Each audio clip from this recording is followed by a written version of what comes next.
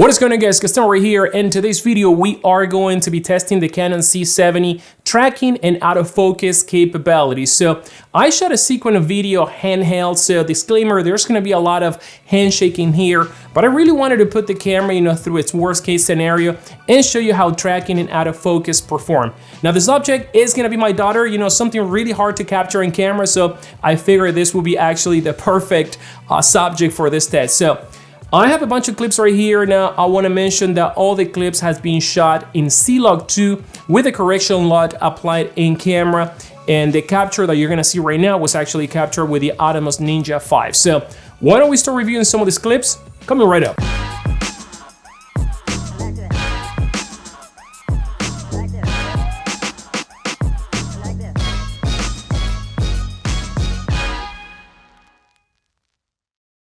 Welcome back to the channel, guys. Gaston right here. Before we continue with the C70 autofocus and tracking test, I want to remind you about this little guy that I'm giving away for free right here in the channel, the Xeon Crane 2S. If you want to enter in this free giveaway, all the rules are right here next to me, and also down in the description, I'll be announcing the winner on April. So let's go. All right, so in this test that you're about to see right now, I'm tracking this flower, and I'm shooting handheld. The lens that I'm using is the 15 to 35 millimeter RF glass. The image stabilization on the lens is actually enabled, but I don't have any digital image stabilization turned on. Now we're locked on that flower, and see what happened when I hide behind the leaf right there, how the target actually moves up to continue to track the remaining of the object that's visible to the camera. So it does a pretty good job right there. Once again, I'm moving the camera, in and out, trying to lose the object. The camera still snapped really, really good. Now, the other thing that we can see here is that we have pretty good dynamic range. There's a lot of contrast, and obviously the camera is gonna perform better in those situations. Now, I'm trying to lose the object, and as you can see, I'm moving to the sides. The camera's still doing a pretty good job right here, tracking the object. Now, I completely went away from the screen. Completely went away once again, and when I come back, the object is still tracked. So the camera does a pretty good job at remembering where things are when you're tracking. And look at that right now, it came back into the center of that flower. Now in this test, there was a plane passing by, and I'm like, hey, let me see if I can track it. And as you can see, despite my efforts, the camera is not able to distinguish the plane. It's not able to track it, maybe because there's not enough contrast, or maybe because the object was very, very small up in the sky. But, finally I gave up and I lost the plane. In this next test, what you're gonna see is I'm tracking the palm tree right there, and I'm moving suddenly, side to side. And as you can see, the camera once again is doing a pretty good job. Yet again, we have a lot of dynamic range in this image. This is being shot in C-Log 2, the entire videos that you're gonna see, and I'm actually applying the correction LUT in Premiere. Now, once again, I'm trying to move erratic, and the camera still tracked that palm tree. I'm coming closer to the object. I believe I'm actually zooming in and out. And there you go, still track the object, no problem.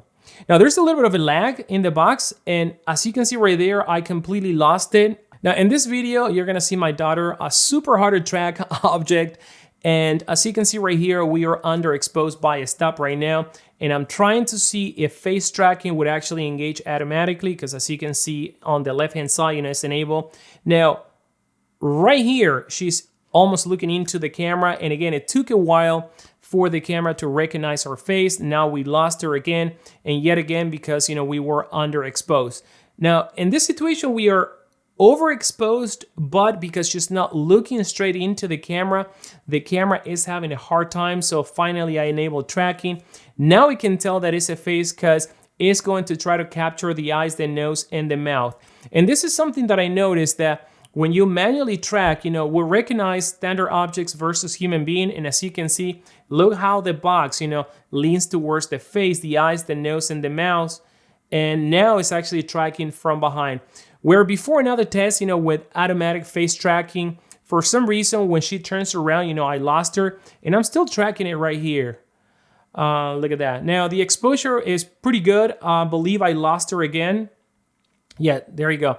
Now, let's see if face tracking is going to engage automatically. And once again, it did not. I engaged tracking manually, and now we're tracking her once again. Now over here, we are overexposed at about almost 3 stops, and the camera has no issue. I'll bring the exposure down to about normal. I can tell that now I'm using an average exposure because you still look a little bit dark. Probably I would have to overexpose the image in order for tracking to work even better, and obviously to get a proper exposure of her face. But in this test, she's going behind the trees. We lost her once again. And let me see if face tracking engages automatically. Nothing. And now once again, I engage tracking manually, and finally we can track her head. Now in this test, we have a better exposure. We are about the middle, what it would be proper exposure.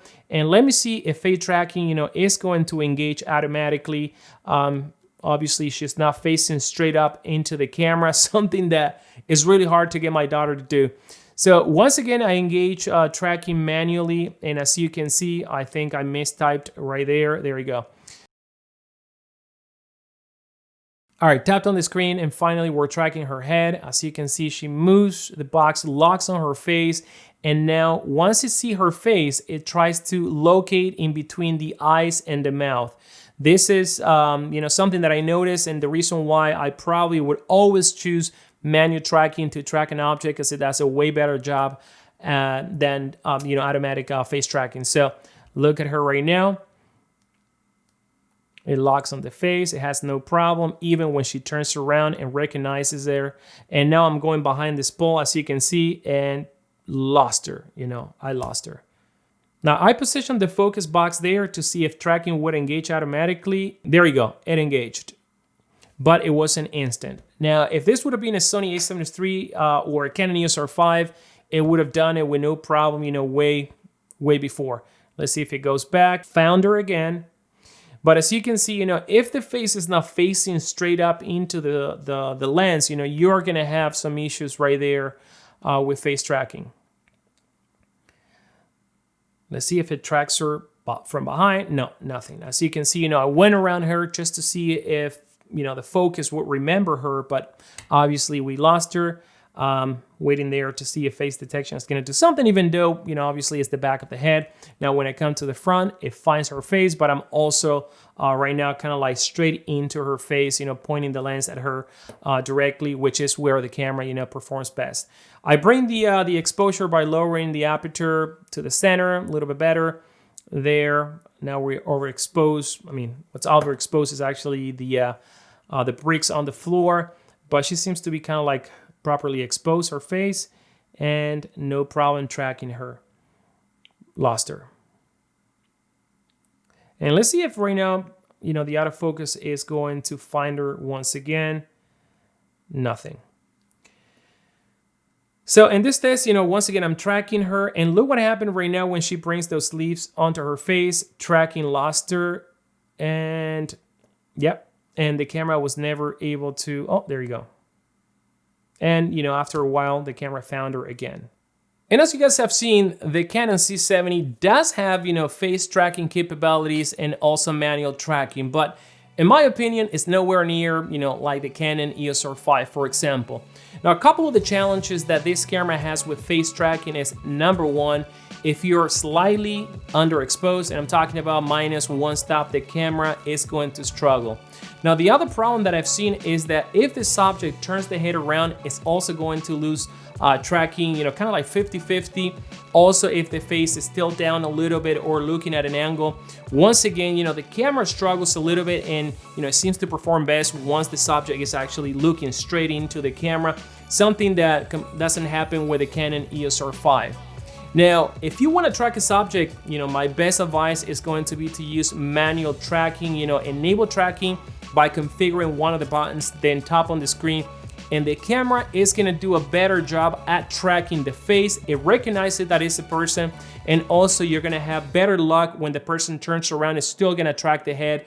Whereas, with face tracking automatically, I feel that it loses at a lot of time. So this is going to be it, guys. Let me know what else you want me to test, and stay tuned because I'm going to be comparing the Canon EOS R5 and this camera, both in face detection and tracking capabilities, but I'm also going to be comparing it towards the Sony a7 III, which obviously is the best one at tracking and autofocus, but we're gonna see how much they're gonna come apart. So if you like this video, give it a thumbs up, guys. And as always, subscribe to this channel for more content like this one.